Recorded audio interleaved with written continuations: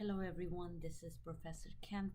Today's recording is chapter 6 and we are going to be talking about cash and accounts receivable. And this chapter is cash and accounts receivable. When we think of a cash um, and accounts receivable, both are my current assets and they are most liquid assets in the company. um, why they're most liquid asset in the company? Because they provide resources necessary to meet immediate and short-term obligation. Means we have a cash and we have an accounts receivable, we can use that to meet our short-term obligation. Then accounts receivable are the amount. What is an accounts receivable? It is the amount that is due from customers as a result of a sale, goods or services. Used to these two used to help assess liquidity of the company. When we think of a cash valuation, how cash is recorded in your financial statement, they recorded at the face value. That's what they are recorded. What is included in the cash and cash equivalent? In other words, the amount that can be easily converted into cash. For example, treasury bills, GIC, anything that can be converted into cash easily is cash equivalent. You have a cash and cash equivalent. Cash is, you could have a savings account, you could have a checking account, and cash equivalent could be treasury bills, GIC. Anything that is due within 3 months will be called a cash equivalent, and if it's a Canadian company, is measured in Canadian dollars. Now, of course, we needed to safeguard all the assets, but we needed to put it, how we safeguard the company's assets, by putting an internal control. And what does the internal control does? It prevents the loss or a theft. It protects and controls all the assets. So how do we safeguard it? By putting an internal control. What does the internal control does? It prevents loss or a theft.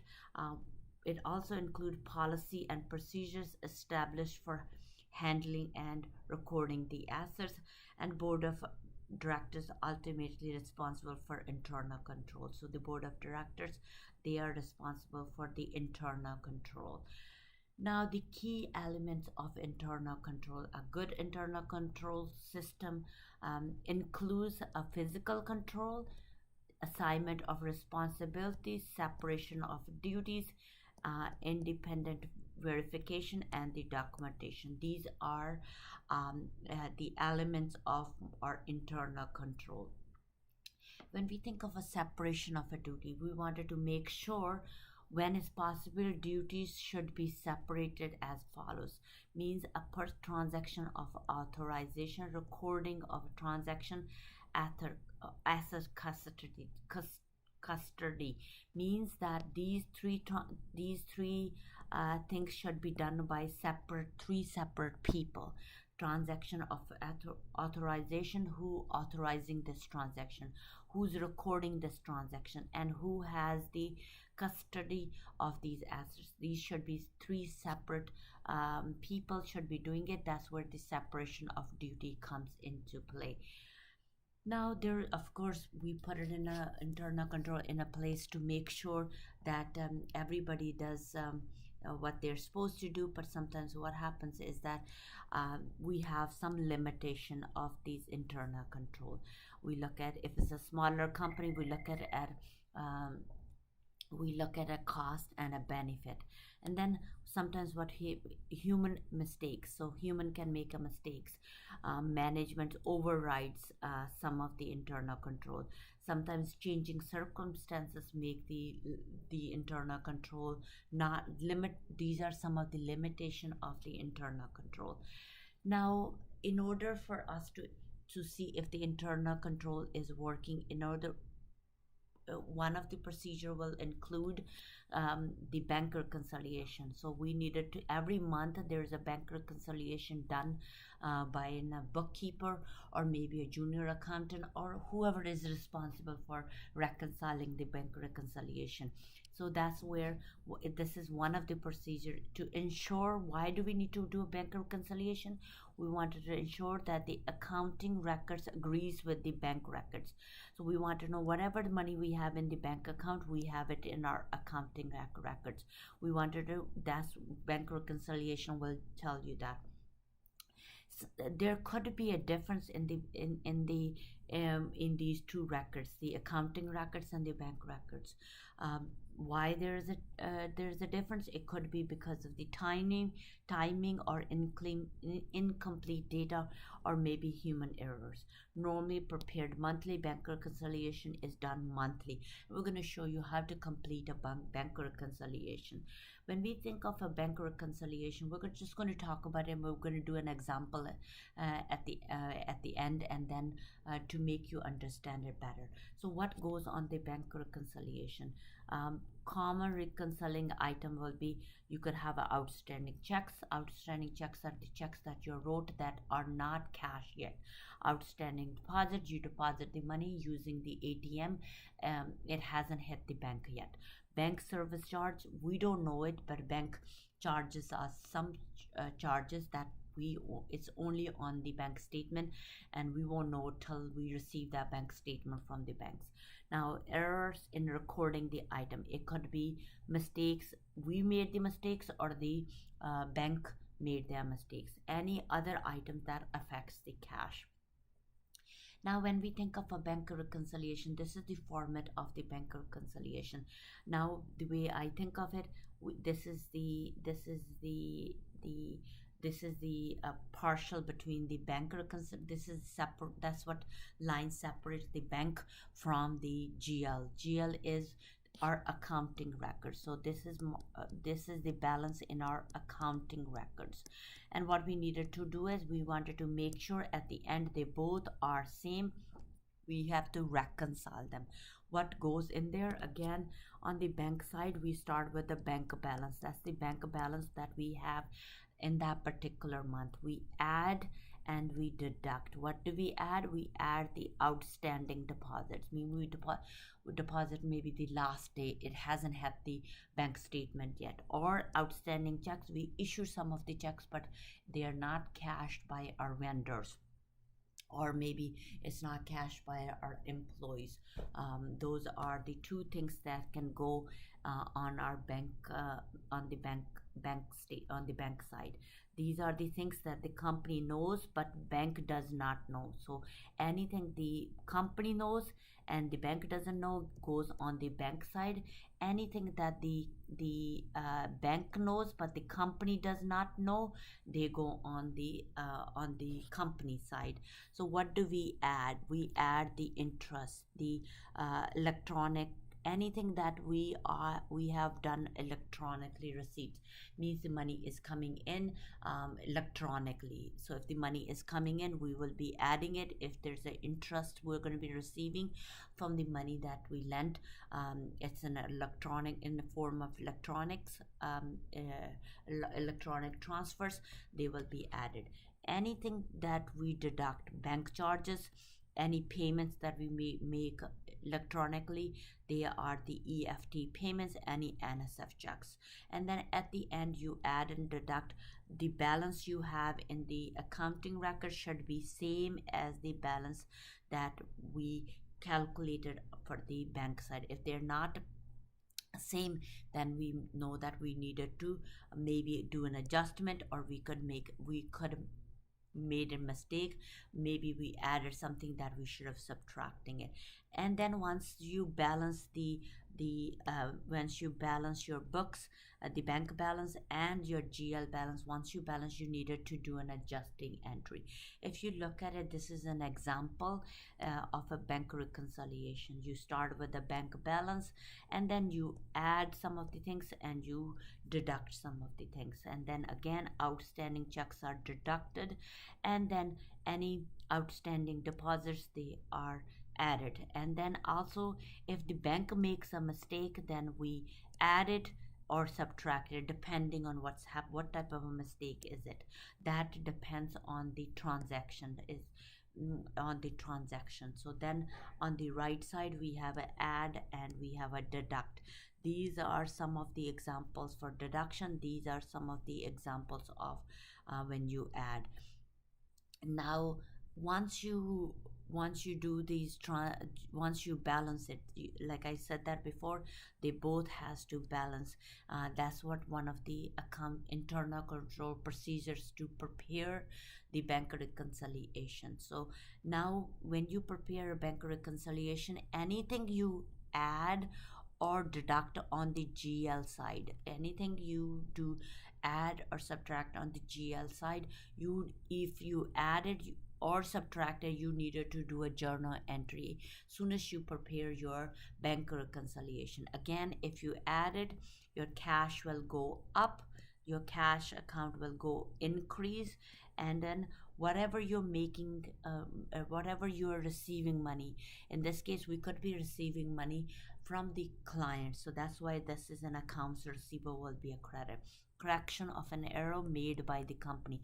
We made a mistake when, in other words, maybe we wrote a check, we wrote the check incorrectly, but either you're debiting cash or crediting cash. If you have an addition, you will be debiting the cash account, your cash account will be debited. And if you're deducting it, your cash account will be credit. So you're going to be credit, cash account will be a credit. And the first one is for bank service charge. You debit your bank service charge, credit your cash, then you make a loan payment, and then you'll debit the bank loan payment and credit your cash. And then what we have an NSF check is, we deposit some money in the bank account. The customer that gave us the check, they don't have the sufficient funds to clear that check. That's why it is non-sufficient funds. And then what you're going to do is you credit your cash and you debit your accounts receivable. So the transactions, you will have to do a journal entry soon as you finish reconciling the bank reconciliation. You have an add and you have a deduction. So you only do the journal entry on everything that is on the GL side, so the GL side of the bank reconciliation. Now the other thing is, we are going to look at a company. Why do companies sell accounts? You have an accounts receivable, and then company can sell that. So why do you need to sell that? To increase the total sales, to remain competitive, generate additional form of revenue. So that's what you want to do. Why do companies sell on accounts? So that's what it means. You could sell on account to increase, means that if I don't have the money and I wanted to buy something, and I will say that I don't have the money, and then you will say that okay, you can buy the sale, you can buy the product from us on credit. So that's why the companies sell on account. So why, in other words, why would they sell on account? To increase the sales, to remain competitive.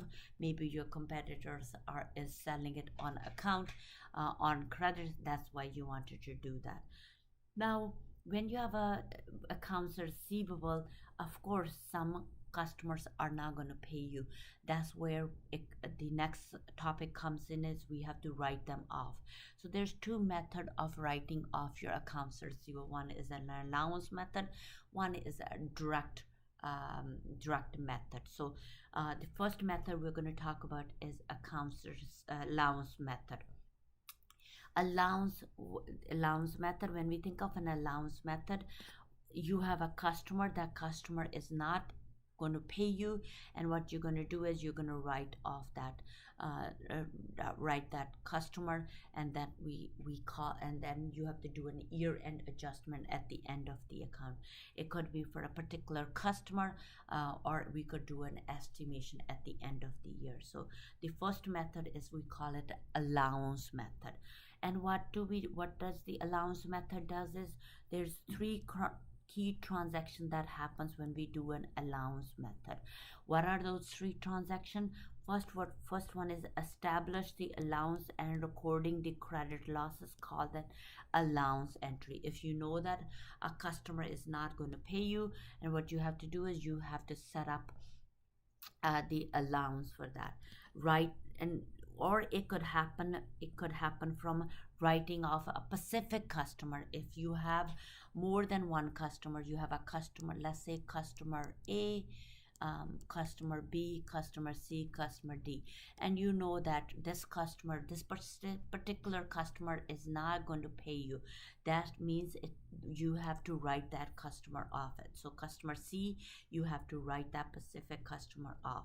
And then how you going to write it? By crediting this customer's account and debiting your allowance.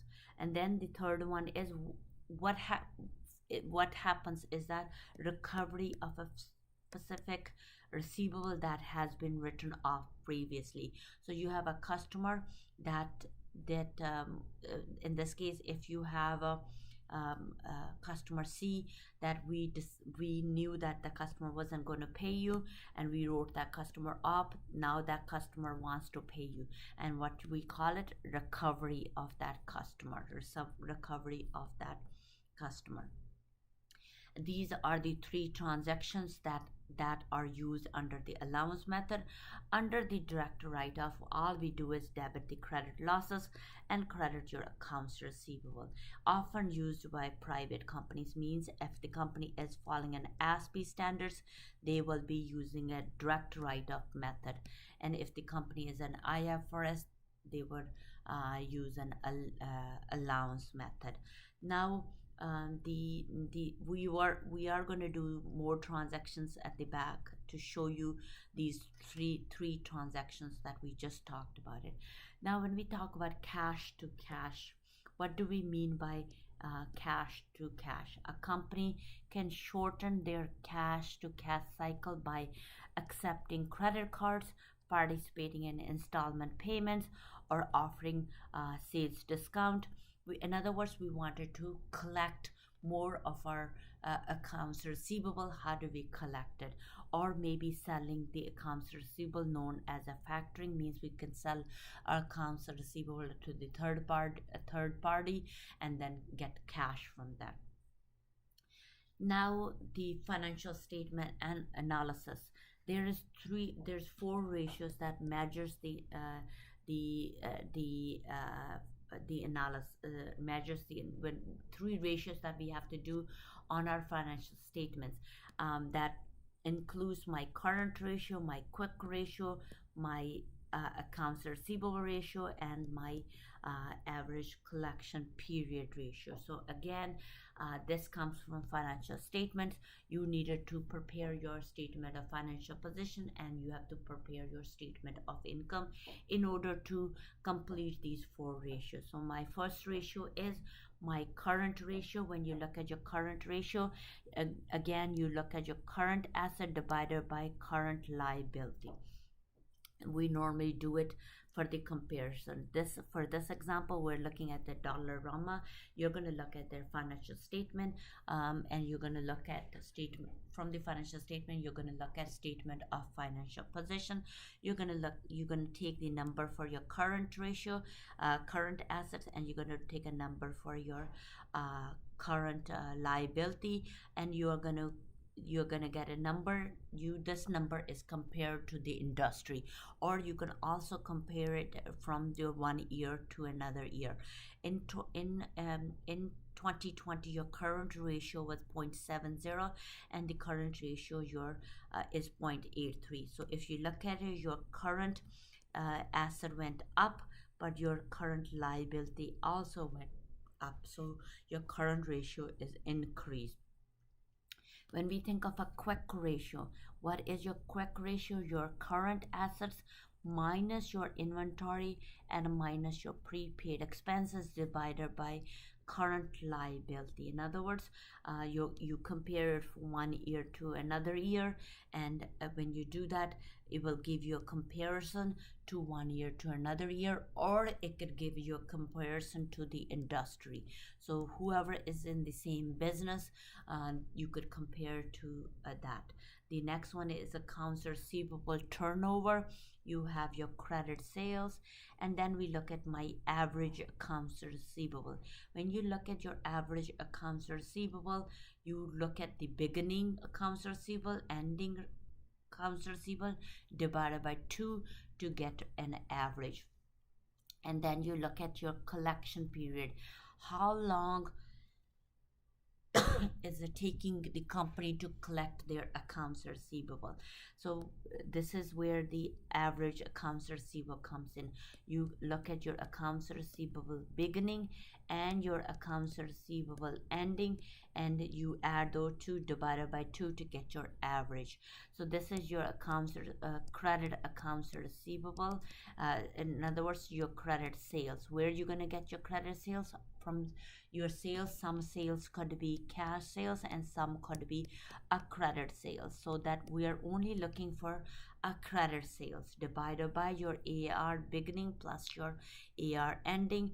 And once you get that number, this will give you an accounts receivable turnover.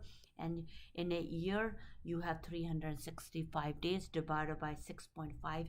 It is taking you 56 days to collect your accounts receivable. That's what it is. So you compare it. In this case it is for 2020. You do the same thing for 19, and then you what you do is you do the comparison. So these are some of the ratios that you might be asked to do in your financial statement analysis. Now we learned two things here. We learned accounts receivable, we learned a bank reconciliation. So this is an example of bank reconciliation. So we're going to do is we're going to use this example to prepare a bank reconciliation. Again, when you do a bank reconciliation, you always put the name of the company. In this case, the name of the company is Parcher Supplies Limited. So that's the supplies limited. And what are we doing? We're preparing a bank reconciliation, and that is called a bank reconciliation. When are we doing it? They will tell you when are we preparing it. Bank reconciliation again is done monthly. So what in this case it will be as of October 31st, and that will be whatever the year it is. They told you it's 24, then you do a 24, and it is as of October 31st. So that's what you're going to be doing. So what you're going to do is you have to first you're going to look at balance per bank statement. Again, it will be given to you the balance per bank statement. So let's look at it. Balance per bank statement.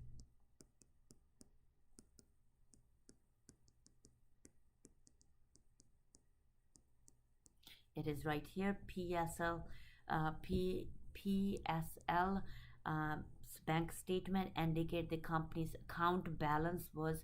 So in the bank account on October 1st, was the balance was 8859.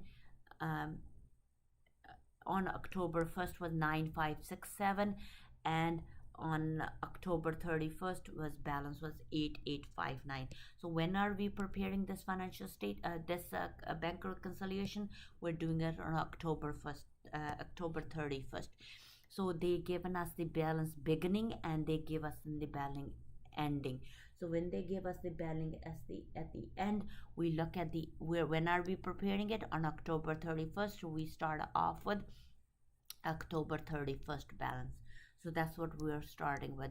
We add and we deduct. So we add and we deduct. We add the outstanding deposits, and then we deduct the outstanding checks, or sometimes the mistakes that are made by the bank that we deduct. So I'm just going to put that in for now, and then we're going to read through the question and see what else can go in here that we needed to know. Then what we need, we already dealt with that, the cash balance. That's your GL balance. So this is the balance that shows in your accounting records, which is not same as what the bank is. So we needed to put it in, and we could call it balance per accounting records.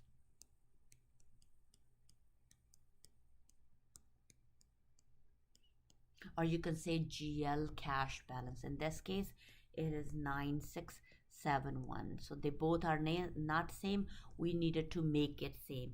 We are going to add something and we are going to deduct. As we read, we will know what to add and what to subtract. So going to our next one is October 31st. PSL had checks with a value of 4,150 the company had written, and mailed out but not yet cleared the bank account. That means we wrote that checks but they are not cash, and we call it outstanding checks. So in this case, the total of those outstanding checks is 4115. So 4115 is the amount of the checks. It could be different numbers. So they didn't tell us the numbers, but they all equal to 4115. So that is, we know we needed to deduct them. They said a check of for 1620 from one of the customer was returned with the bank statement as an NSF check. So we deposit the money in the bank account. The customer that received the check for, they didn't have enough money. So what we did is we needed to, any NSF check, what we needed to do is, from which customer is it? It's normally an accounts receivable, a customer. What happened to is they didn't have enough money. It came back NSF check, and the amount of that NSF check is 1620. And what we have to do is we needed to deduct the NSF check. So let's go to my next one. It says during the month, an automatic payments. Automatic payments is electronic payments. Of 270 was withdrawn from the PSL account.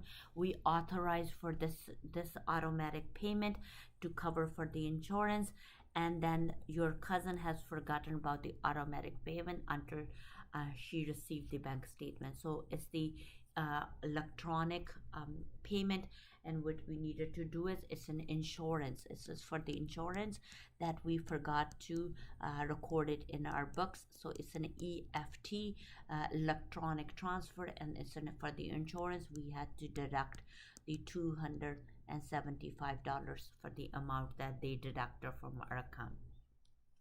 Then they said check number 2116 was in the payment for advertising expense, has correctly written for 975 but incorrectly recorded in the bank account. So if I was the bookkeeper, or I was the cousin that was preparing this, what we did is we deducted. What did we deducted?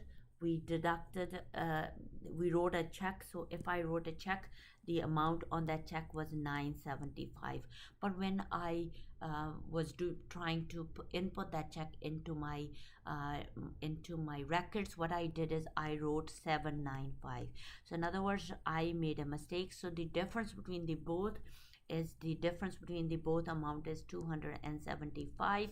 And what I needed to do is I needed to write,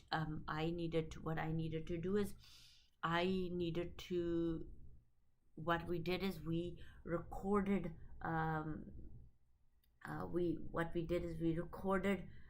we needed to write a correction in our payment. Sorry, the amount difference should be, I don't know why I wrote 275. The difference between the both amount is 180. So the difference between the both amount is 180, and that is a correction. So in other words, I will have to do a correction of an error, and that is check number is 2116, and it is for an advertising, because I needed to know when I do my journal entries at the end, what the expense to charge it to, and that is $180. Let's go further and see what else is happening with this, with further. Now what we have is the cash receipts. The cash receipts for October 31st has been deposited the night drop slot at the bank. So what we did is we put it in the ATM machine, but the money has never shown up in our bank statement. It did not reflect the bank statement. So when it's going to be, we call it an outstanding deposits, and that will be added to our bank account on the next business day. We needed to add it. And then what we have is the left side, we have a bank service charge. The bank charged us, but we never bank charged us, but what we did is we never recorded that. We didn't know that bank charged us till the bank statement comes into the mail. So what we needed to do it, we needed to deduct it from the service charges that the bank charged. That's $32. There's no addition. So what we're gonna do is we are gonna add and subtract. And what we going to call that is a reconciled balance, or we call it adjusted balance. So we are going to do reconciled balance.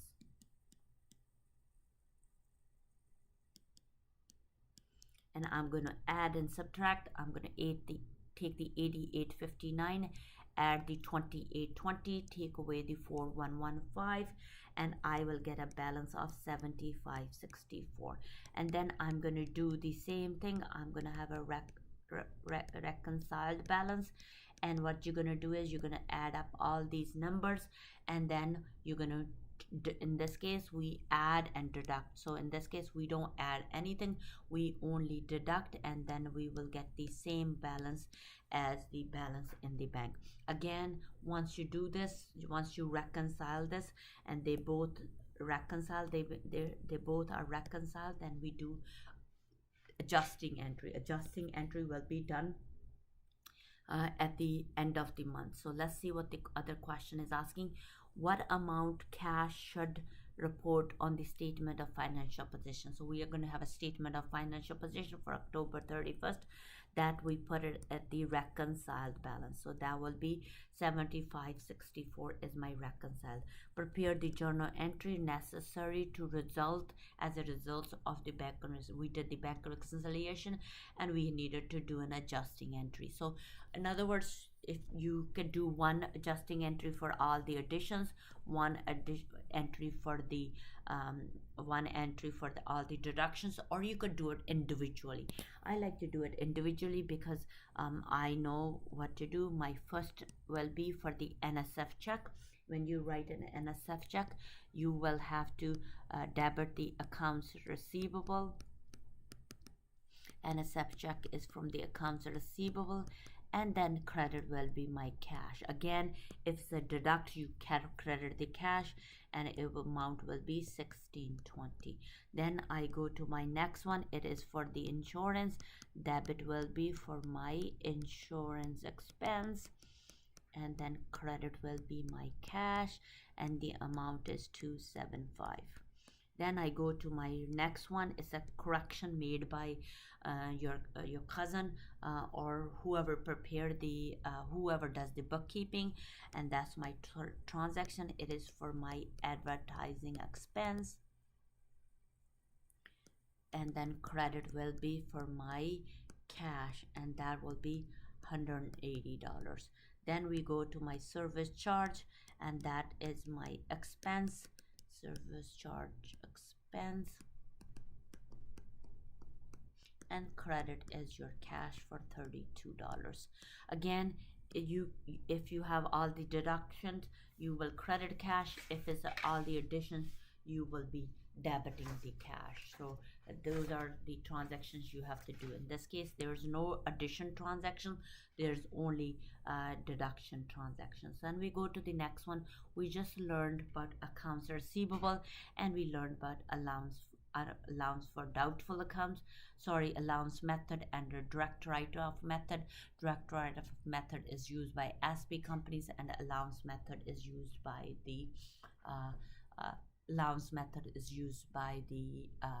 public companies. So if we think allowance for doubtful accounts, that was used to be called, and now it's called allowance for expected credit losses. So we're going to read it. It's to prepare the journal entry to record all the 2024 transaction and including the adjustment at the year end. That's my part A. I'm going to do all the transactions. So let's see what the transactions are, and then we're going to see what the transaction is. On December 31st, Mills Manufacturing had a 190,000 balance in my accounts receivable account. So what we have is we have an accounts receivable account. Accounts receivable account normally has a balance of 190,000. Accounts receivable is your asset account, and it normal balance in my asset account is debit balance. We also have allowance for expected credit, allowance for expected credit losses.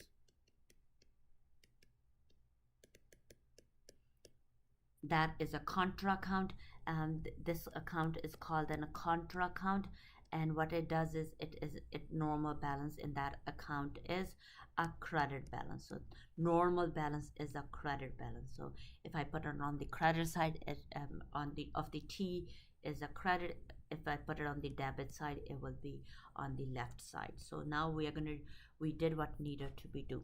They said during 2024. Now we're going to record the transactions. What happened during 2024? They didn't tell us when, but it's during 2024. Something happened. The company made a total sale of 940,000. We sold something that is $940,000, of which 210,000 was cash sales. So we received cash, and my cash is $210,000 cash sales.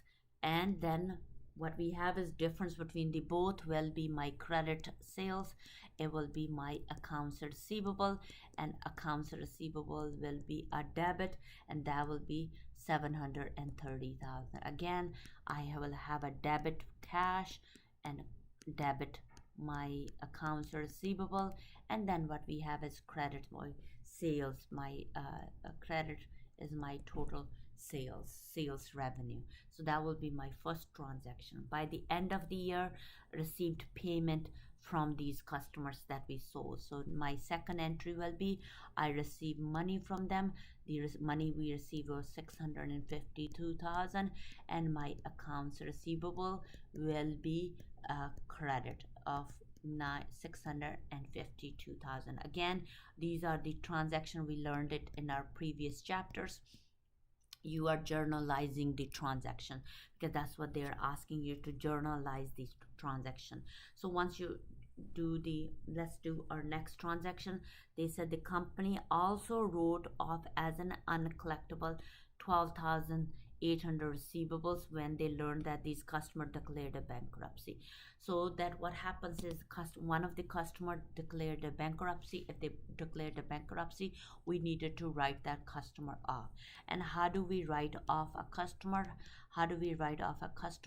What we have to do is we call it allowance for expected credit losses. Allowance for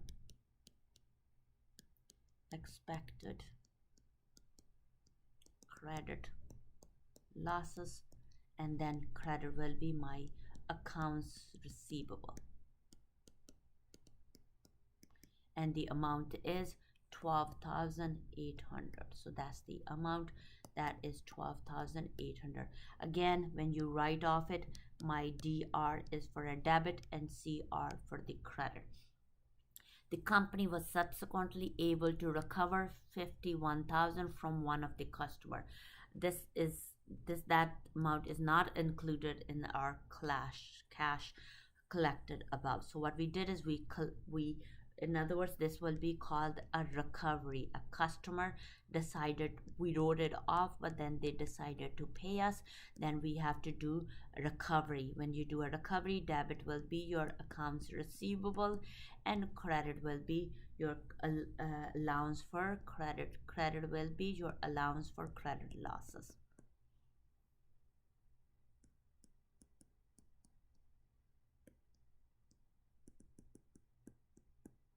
And the amount is $5,100. So that's my $5,100. Now we needed to after grouping is receivable based on the credit risk and estimating the expected date of credit risk losses for each group, management estimate. So allowance method is all about estimate. We expect that our credit losses will be 23,600, but before we could do an adjusting entry at the end, we needed to post everything in our accounts receivable account and in our allowance for doubtful account. You can also create a cash account and post everything. I'm going to post my first transaction is 210,000. I'm going to post my second one to 730,000. My sale account, I will have a sale.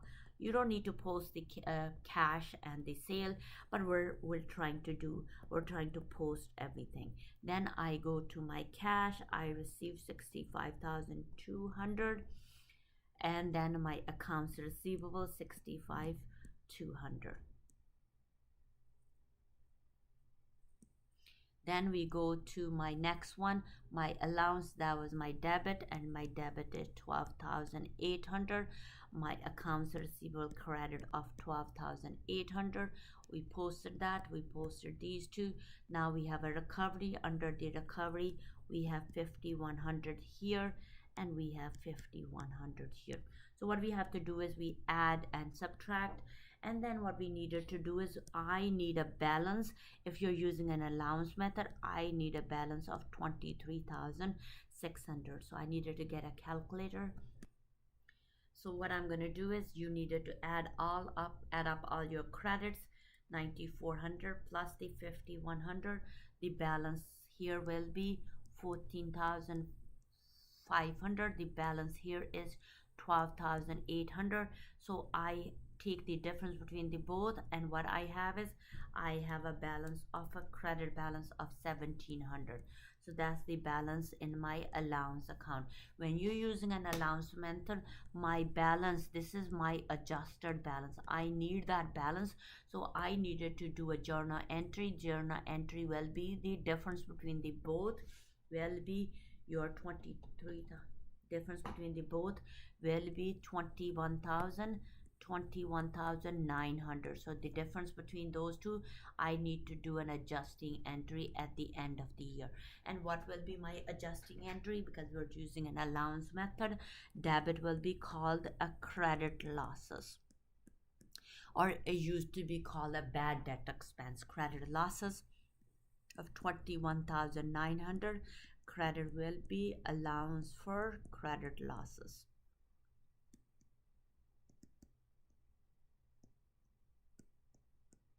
And that will be 21,900. So then we're going to go to part B. Now if you have done if you have done what we showed you, the way I showed you all the entries, now what it can make our life easier. It says show how the accounts receivable section will be look like. So we will have a balance in my accounts receivable. I add up all my debits, I add up all my credits, and what we're going to do is we are going to have a debit balance, and the debit balance in my accounts receivable will be 25,200. The balance in my allowance for doubtful account will be 23,600. How should it be shown on my financial statement? You will have accounts receivable, and my accounts receivable, the balance in my accounts receivable is 25,200, and what we have is we less, because allowance for credit losses is a contra account to your accounts receivable, allowance for credit losses, and that is your 23,600.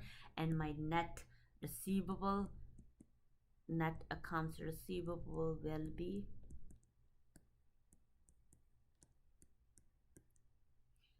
231,600. So this is what will be shown on your statement of financial position.